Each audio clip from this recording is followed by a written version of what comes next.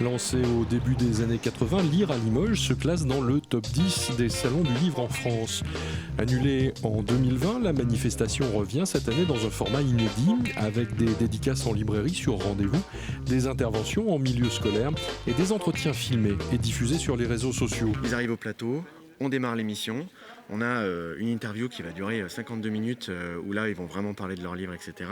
Et ensuite, fin d'interview, nous on passe en montage directement. La session de montage est ici à côté de la régie. Et il y a un monteur qui rajoute les habillages, l'intro, les génériques de début, génériques de fin, les inserts sur le livre et des images si jamais c'est un illustrateur comme c'est ce matin. Sur le plateau se prépare le premier tournage. On voit l'invité dans son fauteuil, les jambes, les mains, etc. Tu vois, ça marche bien avec le Lire à Limoges, avec le visuel, ça marche bien. Quand je te demande un plan moyen, c'est celui-là. Et si je te demande un plan serré, c'est celui-là. C'est un entretien. Exactement. Sans trop de contraintes. Sans trop de contraintes. C'est un moment de liberté avec un auteur, un dessinateur. Exactement, pour qu'il nous parle de son très bel album et qu'on essaye de décrypter un petit peu le processus de création, à savoir comment est-ce qu'à partir d'une idée, on arrive à développer des nouvelles choses et à arriver à cet album qu'on lit aujourd'hui qui s'appelle Les Oiseaux. 2, 1...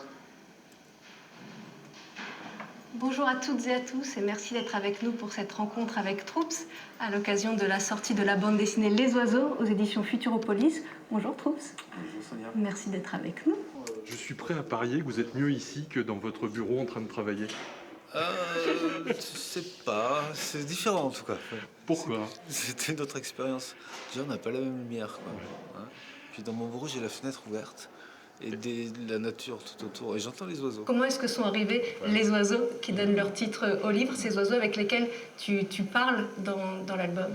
Mais ça a été vraiment ça le déclencheur en fait. C'est à force de faire des allers-retours entre la Dordogne et Beyrouth, il y a eu un moment où il y a les chardonnerets qui sont... Ça fait partie du métier, du plaisir aussi d'expliquer les choses à un public, à des gens, tranquillement. Mais en tout cas, quand c'est fait dans des conditions comme ça, en prenant le temps, c'est quand même plutôt agréable. Le premier week-end de juin, un salon des éditeurs régionaux prolongera le plaisir de lire. Toutes les infos sur le programme sont à retrouver sur lire.limoges.fr.